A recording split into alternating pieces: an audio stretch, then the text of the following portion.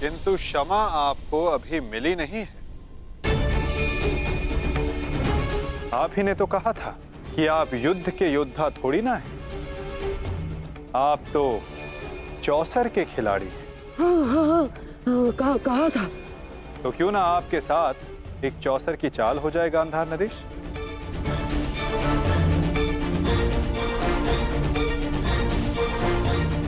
और इस चौसर में आप विजयी होते हैं या पराजित, ये निर्धारित करेगा कि आप गांधार जाएंगे या यमलोक।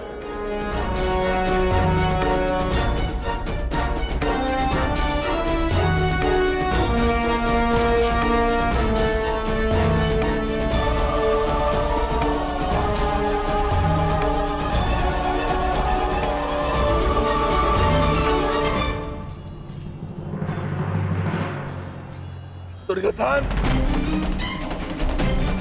तुमने इस कुरुक्षेत्र को रचा था ना, तो आज स्वयं ही तुम इस कुरुक्षेत्र से जा नहीं पाओगे। मैं तुम्हें विवश कर दूंगा दुर्योधन, विवश कर दूंगा।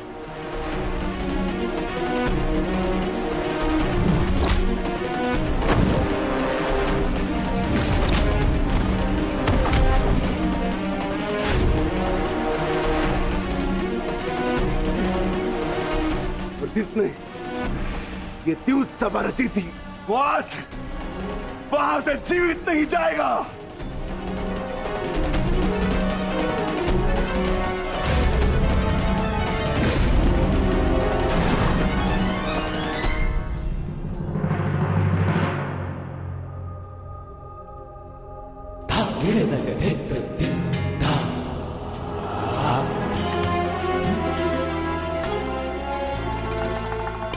तो बताइए गांधार राज, क्या लगाएंगे आप दांव?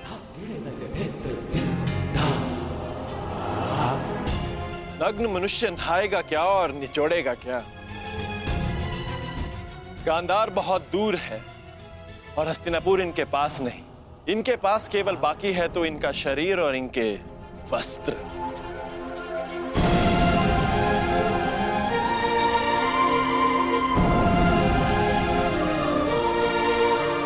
माधव, ये कैसा खेल खेल रहे हैं आप मेरे साथ? वस्त्र कोई दांव पर लगाता है भला? नहीं, सहदेव क्या कर रहे हो ये? मैं नहीं खेलूंगा ये दांव, मैं नहीं खेलूंगा ये दांव। दांव तो आपको खेलना होगा गांधार राज। और द्यूत के नियम के अनुसार जब तक एक खिलाड़ी पूरी तरह से विजयी या पराजित नहीं हो जाता, वो खिलाड़ी खेल छोड़कर नहीं उठ सकता।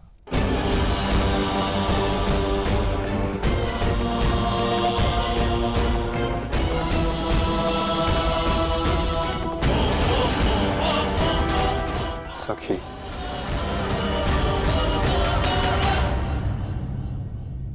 पासे फेंको।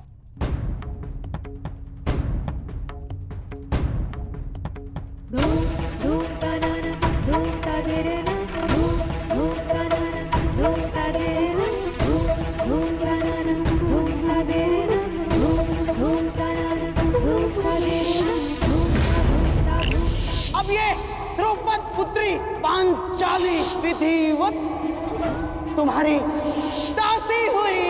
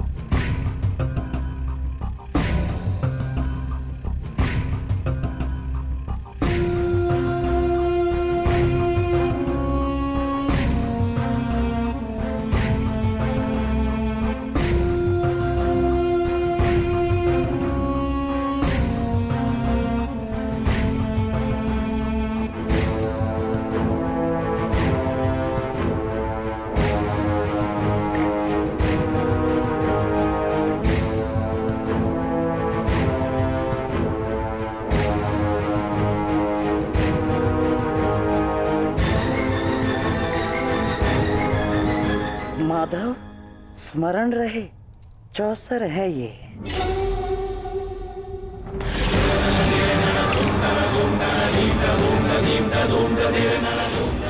पौ 12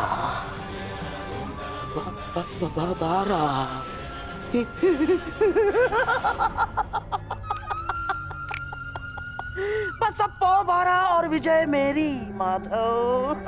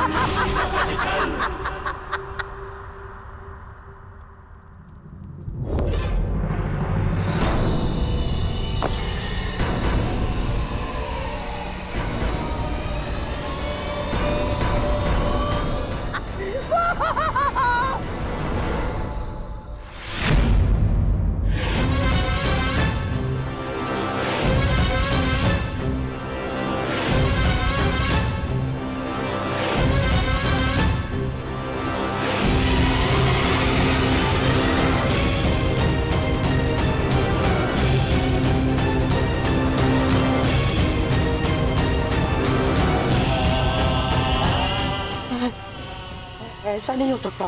छल है ये माधव, छल है ये मायावी पासे है, छल है ये।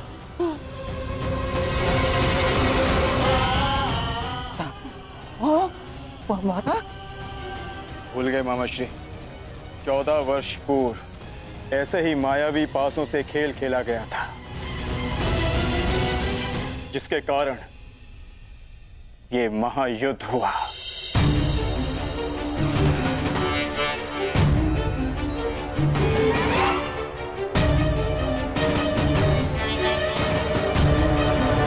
वस्त्रहरण करो इस मामा का।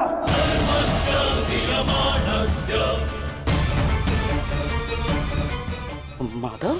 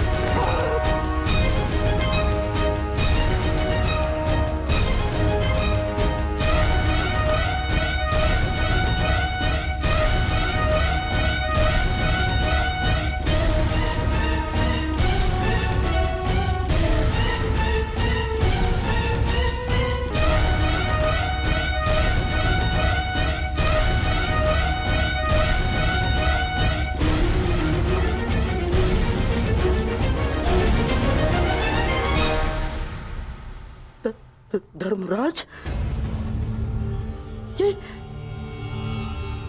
ये क्या है सब?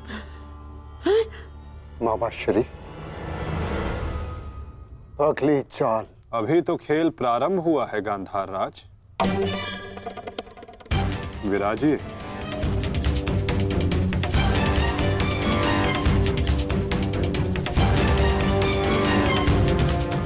बताइए गांधार राज, अब क्या दांव पर लगाएंगे? इनके मुख में 4 सोने के दांत हैं माधव, उन्हें लगाते हैं दांव पर। नहीं नहीं नहीं,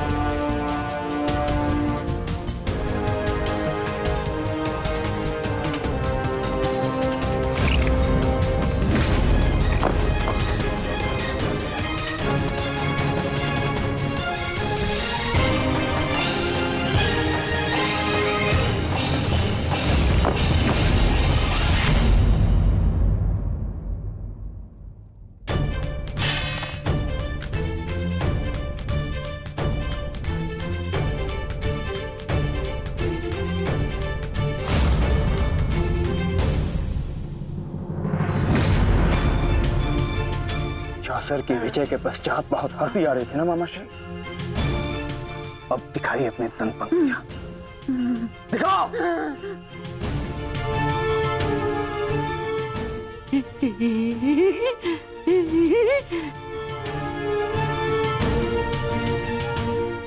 और वो क्या था?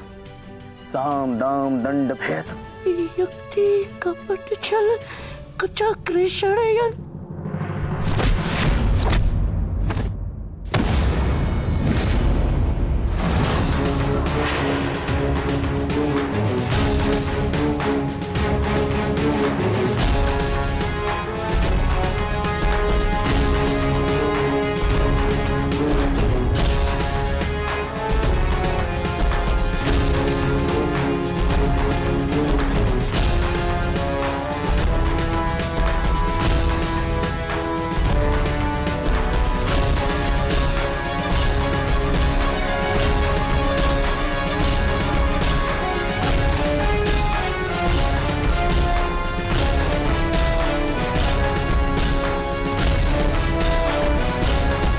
आनंद नहीं आया मामाश्री। आपके कलुषित रक्त से सना स्वर्ण भी हमें नहीं चाहिए। कुछ और दाव पे लगाते हैं।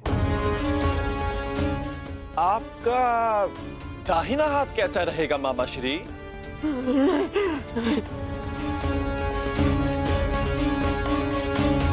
वही तो सबसे अधिक मूल्यवान है ना, उसी से तो आप पासे फेंकते हैं।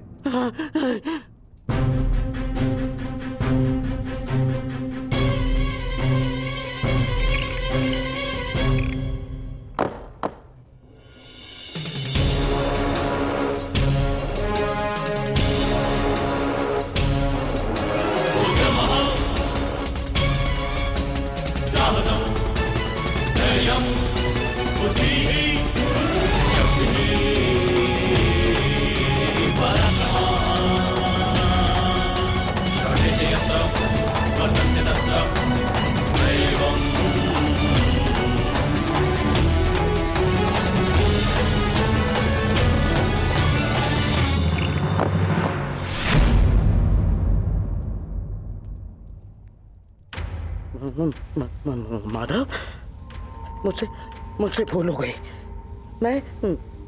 मैं ये चाल पुनः चलना चाहता हूँ। जैसी आपकी इच्छा गांधार राज, अवश्य पुनः अपनी चाल चलिए।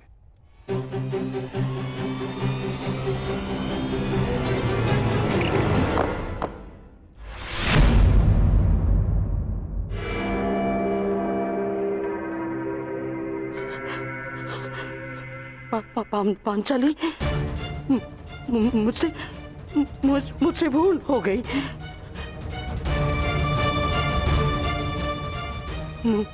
मुझे क्षमा कर दो, मुझे क्षमा कर दो पांचाली।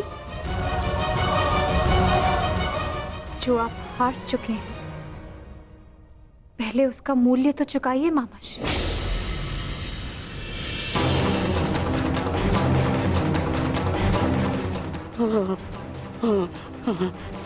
नहीं,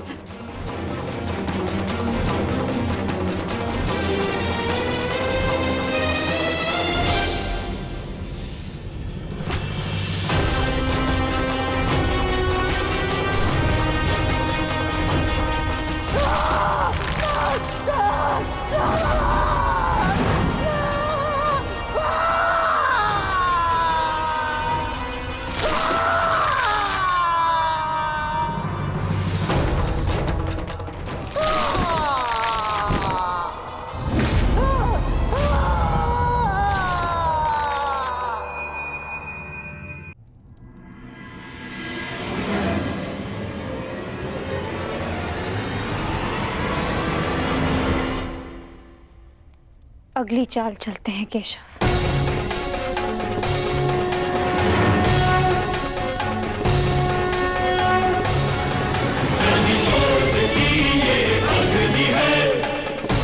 किंतु इस बार गांधार राज के पास कुछ लगाने के लिए शेष नहीं है सखी।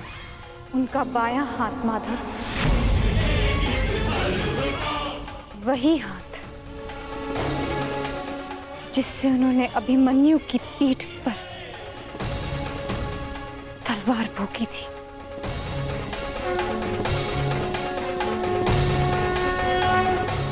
एक और चाल मामाश्री।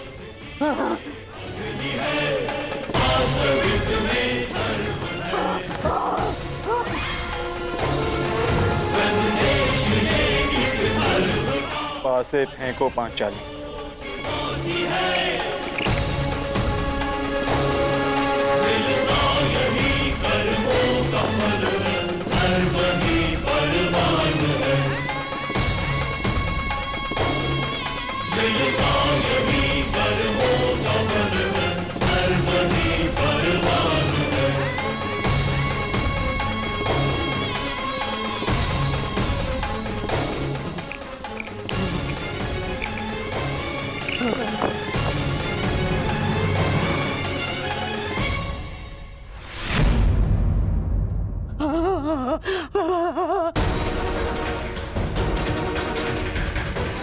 मुझे खेद है गांधार राज, आप अपने वो हाथ हार गए जिनसे आपने महाभारत का युद्ध रचा था।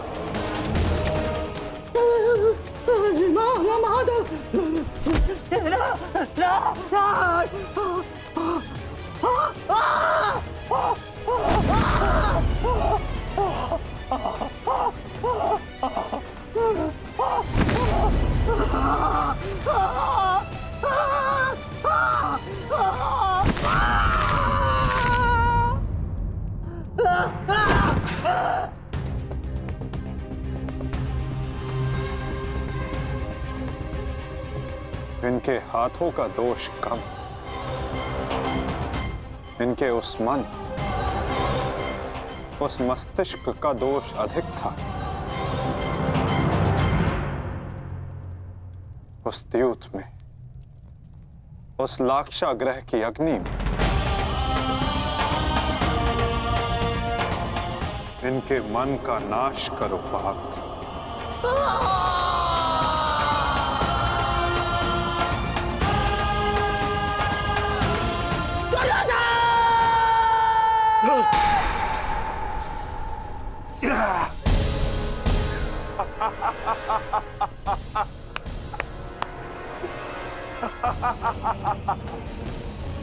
जाओ दुर्योधन, जाओ जाओ, तुम्हें जाने की अनुमति है। जाओ और जाकर अपने प्रिय महाराष्ट्री को अंतिम विदाई दो।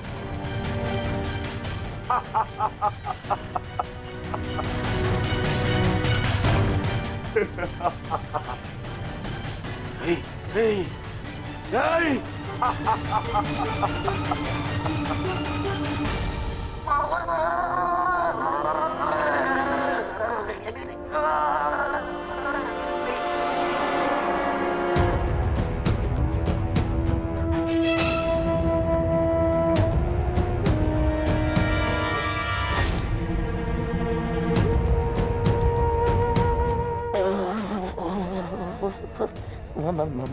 माधव, इतनी पीड़ा क्यों? मुझे इस पीड़ा से मुक्त क्यों नहीं कर देते? जो पीड़ा इतने वर्षों तक आपने पांचाली और पांडवों को दी गांधार नरेश, कदाचित उसके समक्ष आपकी ये पीड़ा कुछ भी नहीं। जो बोओगे वही काटोगे, यही नियति है।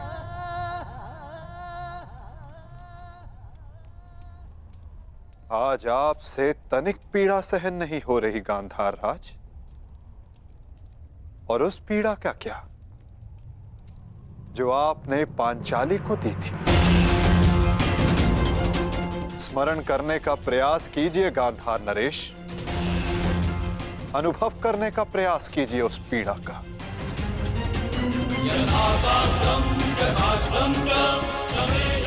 उस भरी सभा में पांचाली के वस्त्रहीन शरीर पर पुरुषों की दृष्टि कांटे बनकर चुभ रही थी।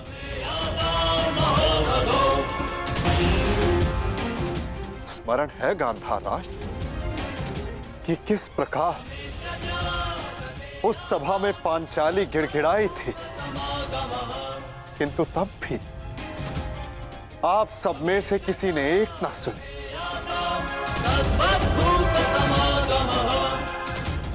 और अब आप चाहते हैं कि हम आपका निवेदन स्वीकार करें गांधार राज। आप वो अधिकार खो चुके हैं।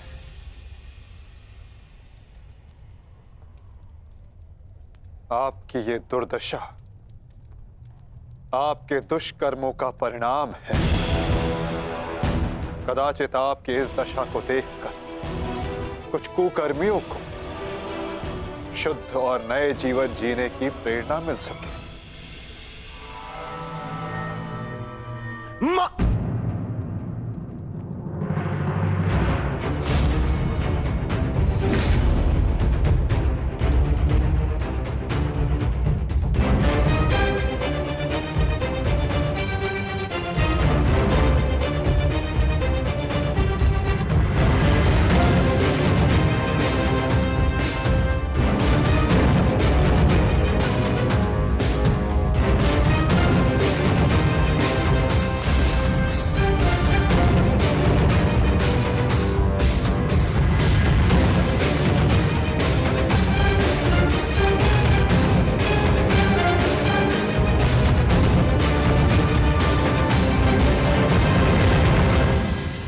तुम्हारी प्रतीक्षा करेंगे अनुज। जाओ, जाकर मामा श्री को अंतिम विदा दे दो।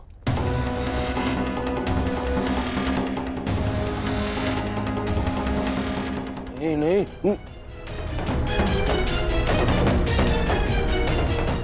नहीं मामा, नहीं।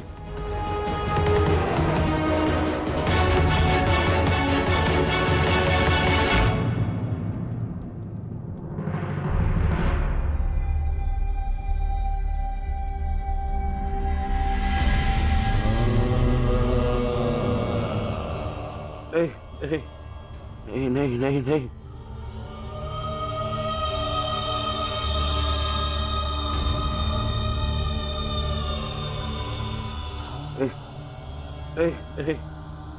नहीं नहीं नहीं नहीं मामा, नहीं नहीं नहीं नहीं नहीं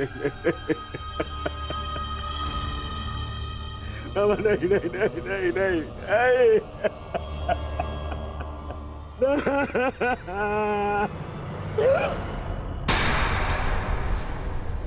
मामा,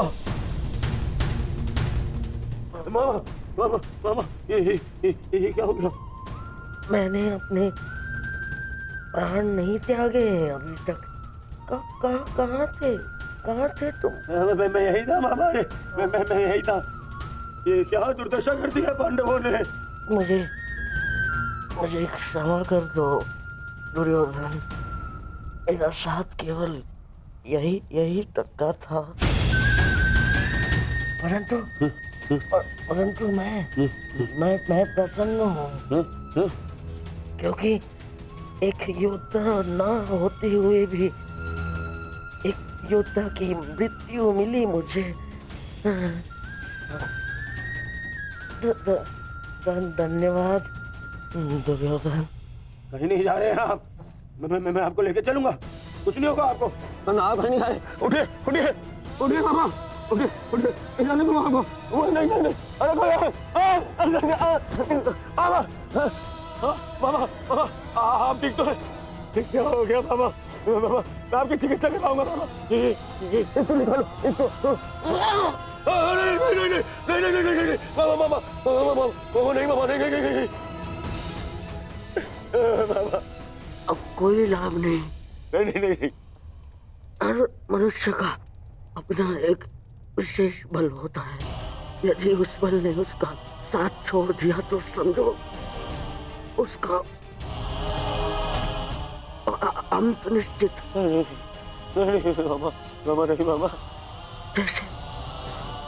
जैसे अंगराज का बल तो उसका कवच और कुंडल, जैसे मेरा बल था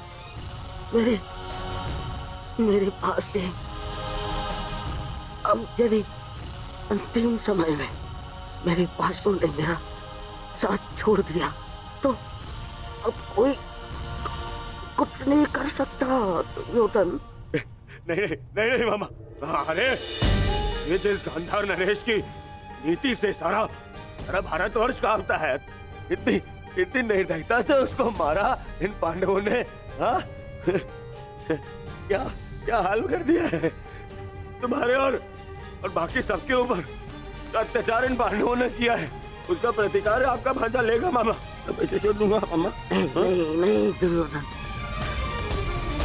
वास्तविकता तो ये है कि मेरी ये दशा मेरे ही निर्दयी कर्मों का फल है। इस आशा का कारण केवल केवल और केवल मैं स्वयं हूँ। और फिर भी मैं तुम्हें विजयी देखना चाहता हूँ दुर्योधन। तुमने बचपन से मेरी हर बात सुनी और मानी भी, और आज भी तुम्हारे हित के लिए एक बात करना चाहता हूँ तुमसे। बोलो बाबा। दुर्योधन चले जाओ। आपको छोड़ के कहाँ? नहीं नहीं, कहीं नहीं जा रहा। मेरी सलाह मानो दुर्योधन, क्योंकि वो वासुदेव कृष्ण तुम्हें जीवित नहीं छोड़ेगा, और वो विकोदर भीम उसकी प्रतिज्ञा अवश्य पूर्ण करेगा दुर्योधन। मैं नहीं चाहता कि मेरी बहन और जीजाश्री के अंतिम संस्कार के लिए कोई शेष न बचे। परिस्थिति को समझो दुर्योधन। तुम आज कुरुक्षेत्र नहीं जाना। आप मुझे भागने की सलाह दे रहे हैं मामा? ना ना ना, मैं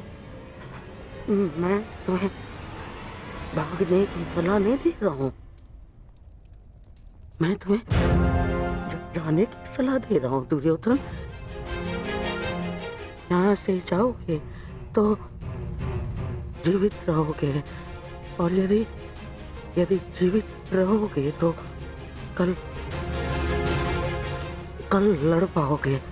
इस समय तुम मन से टूटे हुए हो दुर्योधन, और यही उस वासुदेव कृष्ण की नीति है कि तुम्हें थकाकर तुम्हें निशस्त कर दे।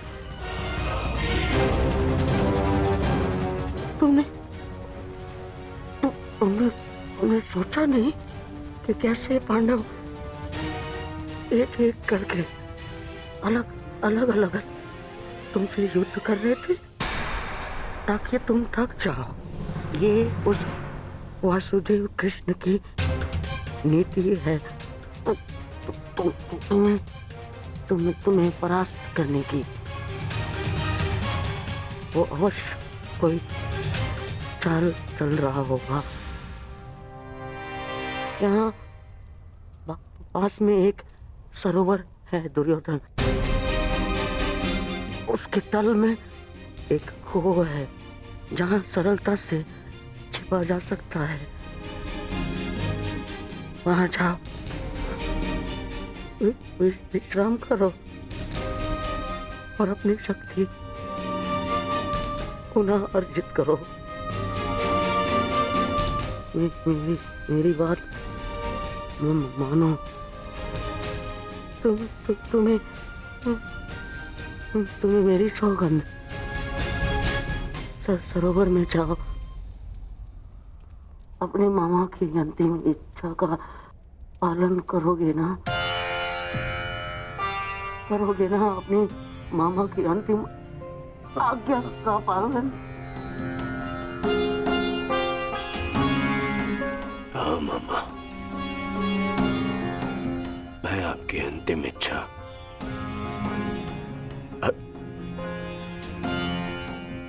अंत में चाह अवश्य पूर्ण करूंगा। मैं सरोवर जाऊंगा परंतु छिपने नहीं मामा, जल साधना के लिए, ताकि उन पांडवों से मैं आप पर और बाकी सब पर किए अत्याचार का प्रतिकार ले सकूं। मामा मैं इस युद्ध को समाप्त अवश्य करूंगा। आपका ये भांजा इस युद्ध को समाप्त करेगा। प्रसन्न रहो।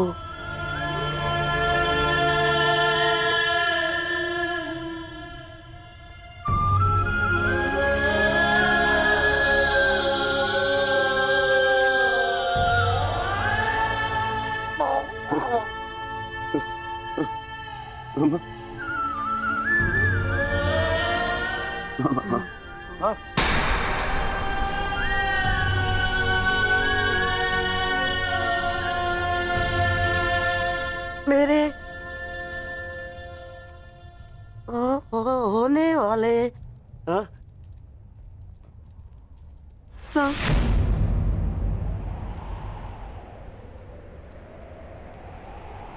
सम्राट, मामा मेरे होने वाले सम्राट पूरा तो बोलो। मामा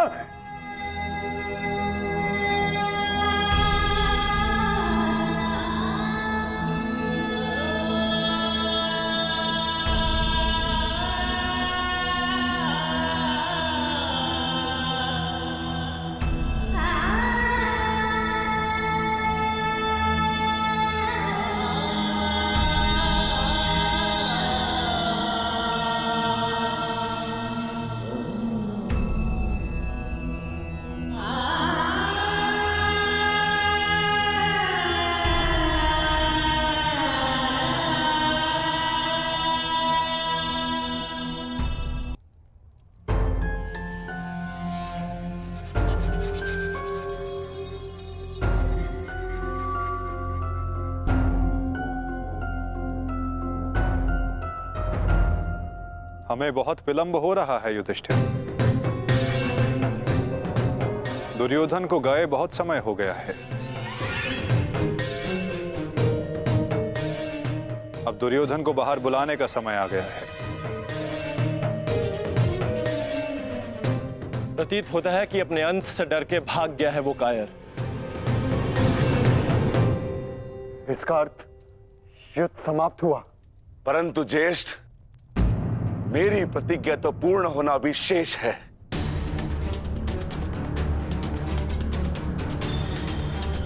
यदि दुर्योधन युद्ध नहीं चाहता तो फिर क्यों युद्ध किया जाए? माता गंधारी का एक पुत्र जीवित रहा तो इसमें समस्या कैसी? समस्या है ज्येष्ठ। माधव ने भी कहा ना कि कांटों के वृक्ष का यदि संपूर्ण नाश ना किया जाए तो फिर से पनप जाता है। उसी भांति यदि अधर्म का संपूर्ण नाश ना किया जाए तो धर्म स्थापना पर संकट होगा।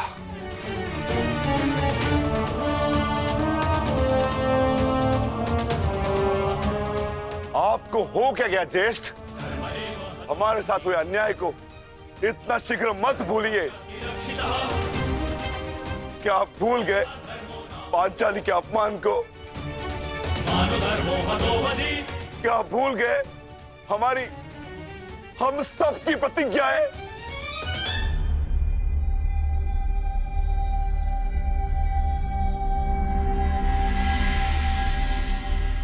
सब स्मरण है मुझे अनुज, सब स्मरण है।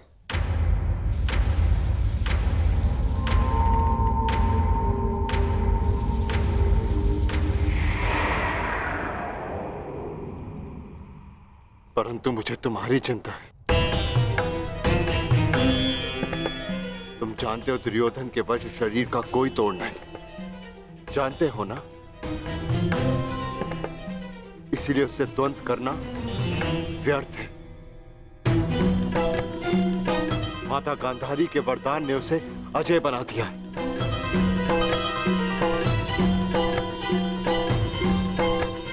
यदि तुम्हें कुछ हो गया तो मैं स्वयं को कभी क्षमा नहीं कर पाऊंगा अनुज। जानता हूं ज्येष्ठ, मैं सब कुछ जानता हूं, परंतु मुझे उसकी चिंता नहीं। धर्म स्थापना पर निकले हैं तो बलिदान देना होगा।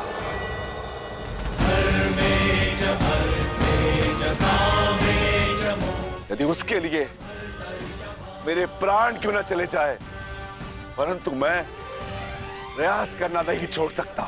परंतु दुर्योधन का वध करोगे कैसे? शेषगढ़ ने माता कुंती को वचन दिया था कि उनके 5 पुत्र जीवित रहेंगे। क्या तुम उनके वचन को झूठा हो जाने दोगे? हाँ?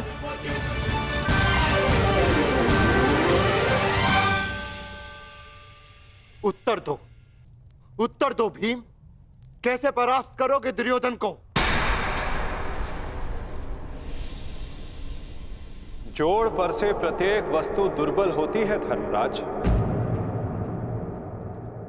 दुर्योधन की जंघा और उसकी कमर का जोड़ अभी भी मानविक है।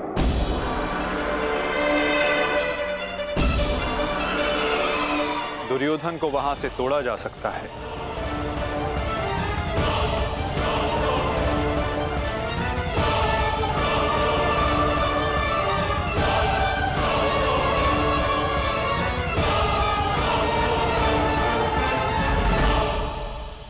परंतु यह अधर्म होगा माधव। इस समय धर्म की मांग, कदाचित यही अधर्म है धर्मराज। दुर्योधन का अंत धर्म की मांग है।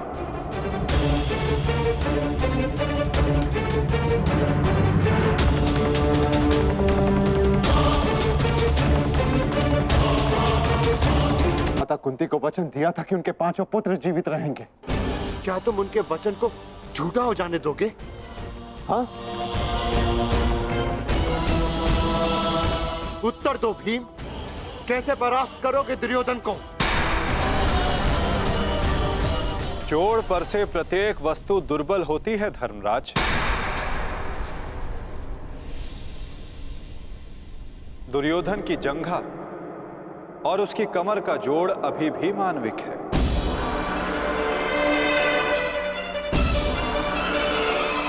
दुर्योधन को वहां से तोड़ा जा सकता है।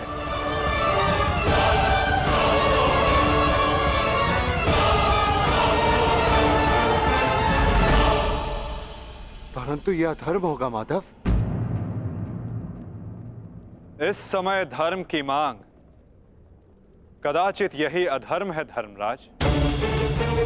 दुर्योधन का अंत धर्म की मांग है।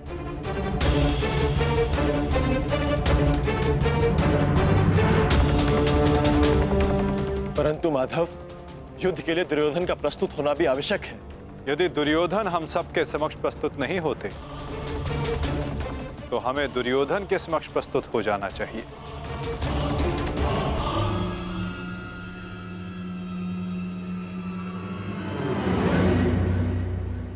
शिविर के भीतर जाने का समय आ गया है।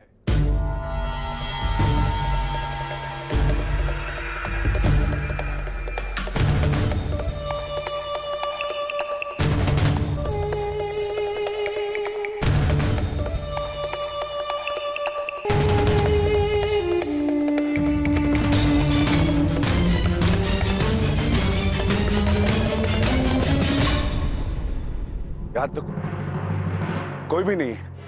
मैं भी दूसरे कक्ष में जाकर देखता हूँ। मैं भी तुम्हारे साथ चलता हूं नकुल। मैं उस ओर देखता हूँ।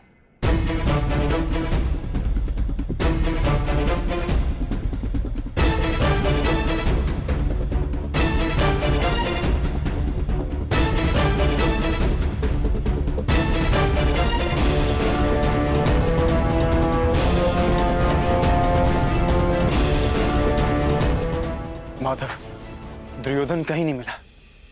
अब हम क्या करें? रक्त और पाप अपने चिन्ह छोड़ ही जाते हैं पार्थ। और यदि रक्त एक पापी का हो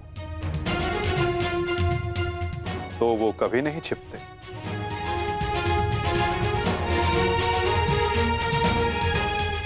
उधर देखो पार्थ,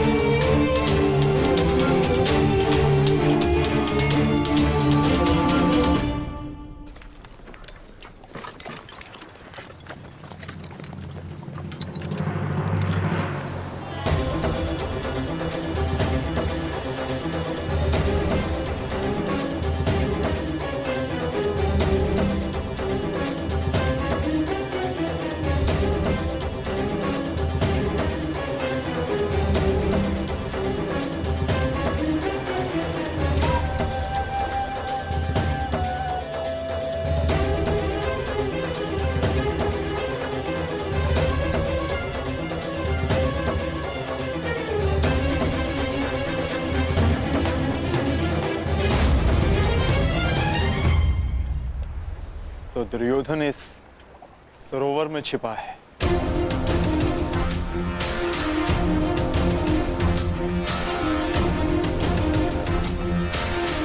आवाहन दो विकोदर।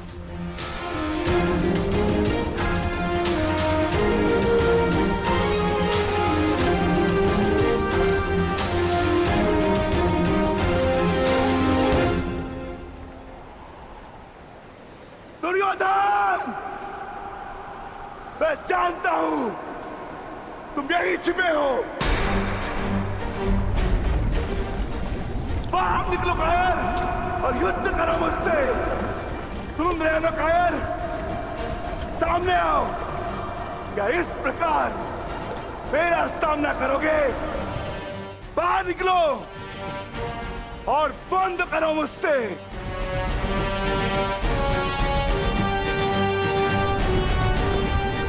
आज तुम्हारे मामाश्री तुम्हारा साथ छोड़कर चले गए और शीघ्र ही मैं तुम्हें उनके पास भेज दूंगा।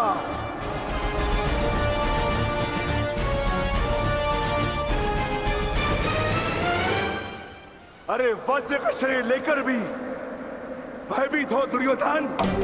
भारती कर्ण को अपना मित्र कहते हो ना, किंतु आज यदि कर्ण तुम्हें इस दशा में देख लेते तो उन्हें भान हो जाता कि उनका मित्र एक शूरवीर योद्धा नहीं, बस एक कायर है। और उन्हें लज्जा आएगी उस क्षण पर जिस क्षण उन्होंने तुम्हारा साथ देने का निर्णय किया।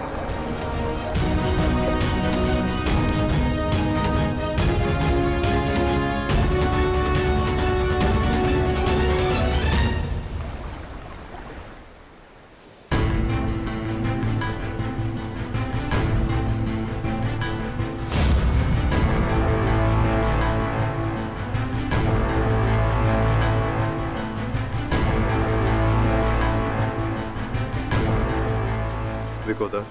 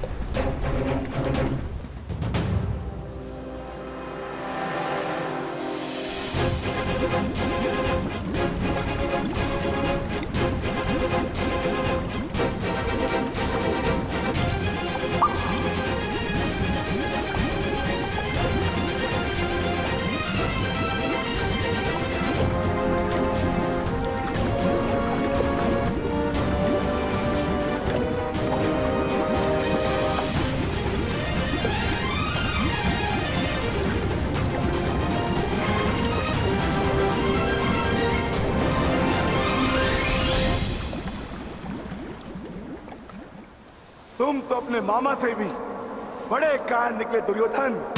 विश्वास नहीं होता कि तुम वही दुर्योधन हो जिसे ज्येष्ठ कर्ण हस्तिनापुर का महाराज बनाना चाहते थे।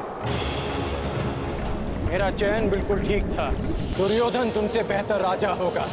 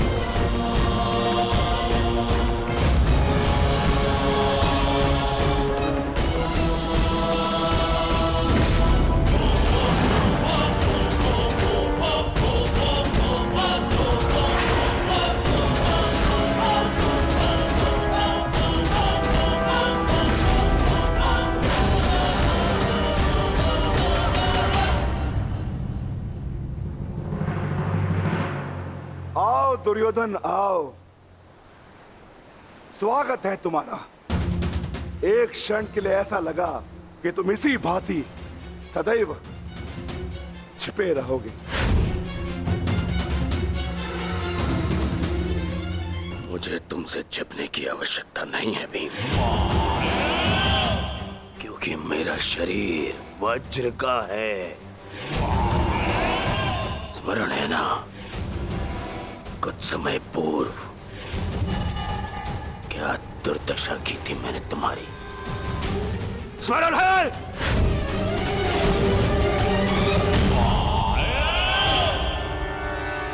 दुर्योधन सत्य कह रहे हैं विकोदर। दुर्योधन छिप नहीं रहे थे, वो तो जल साधना में लीन थे। ये तैयारी तो युद्ध से पहले की थी दुर्योधन, है ना?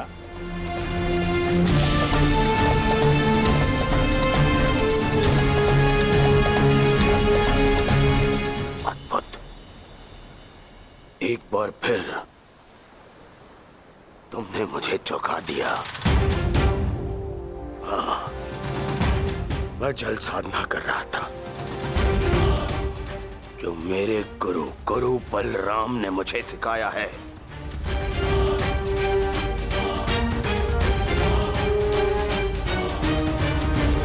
आशा करता हूं कि मुझे विलंब ना हुआ हो। जो चाहे साधना कर लो दुर्योधन, परंतु आज तुम्हें मुझसे कोई नहीं बचा सकता। बड़े निश्चित हो मेरी मृत्यु को लेकर।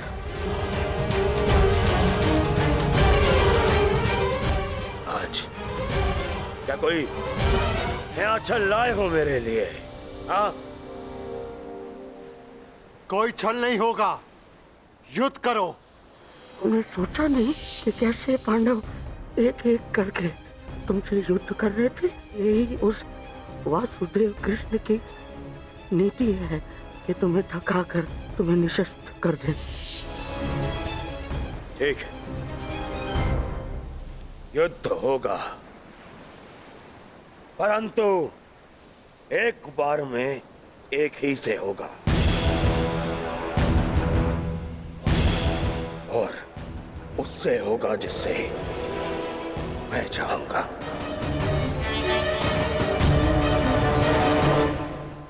स्वीकार है।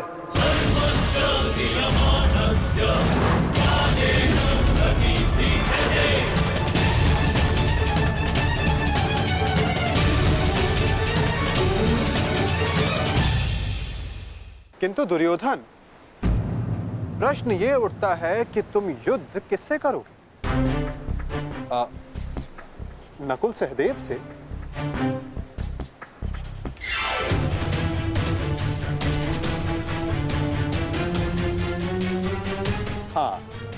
उचित है। नकुल तुमसे दुर्बल है, तो उसको परास्त करना तुम्हारे लिए सरल होगा।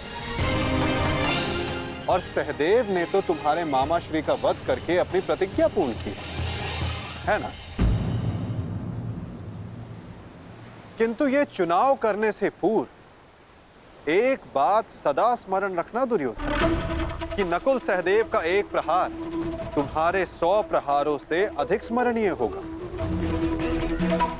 और नकुल सहदेव को तुमसे कहीं अधिक सम्मान मिलेगा।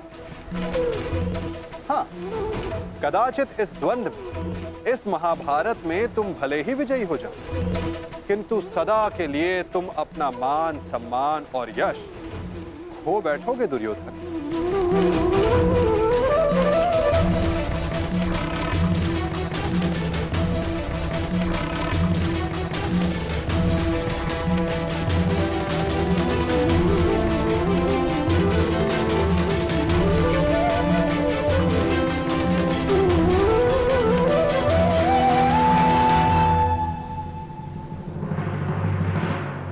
या तुम अर्जुन का चुनाव करोगे,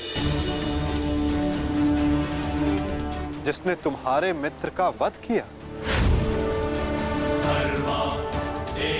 किंतु फिर प्रश्न ये उठता है कि तुम धनुर्युद्ध चुनते हो या गदा युद्ध। यदि तुमने धनुर्युद्ध चुना तो तुम अर्जुन के समक्ष क्षण भर के लिए नहीं टिक पाओगे।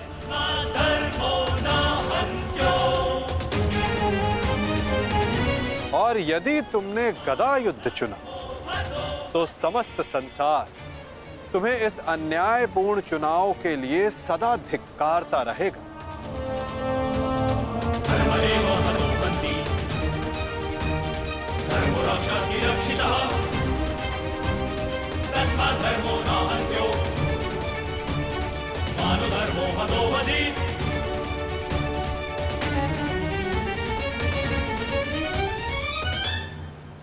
हाँ, युधिष्ठिर को द्वंद्व के लिए ललकारना ये अवश्य बुद्धिमानी हो,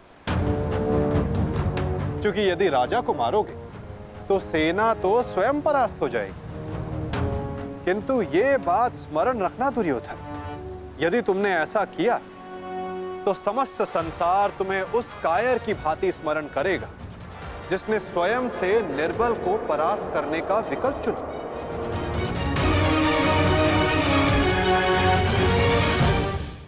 अब चुनाव तुम्हारा है दुर्योधन।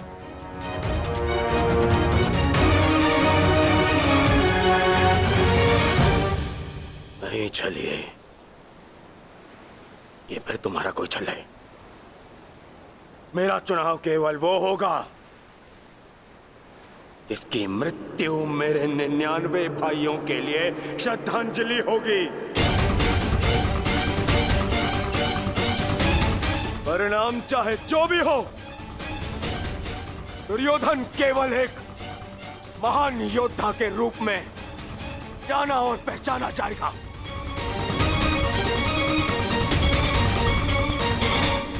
मैं दुर्योधन द्वंद्व के लिए भीम को चुनता हूं।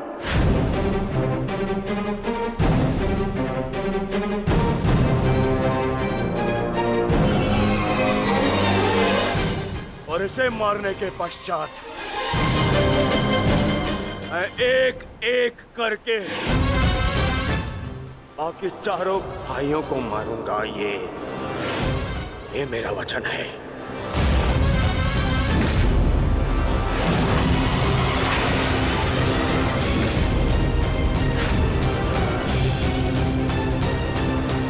तो प्रतीक्षा किस बात की है दुर्योधन? अब समय ही बताएगा कि तुम मुझे मारकर अपने 99 भाइयों को श्रद्धांजलि दोगे या मैं तुम्हें उनके पास पहुंचा दूंगा।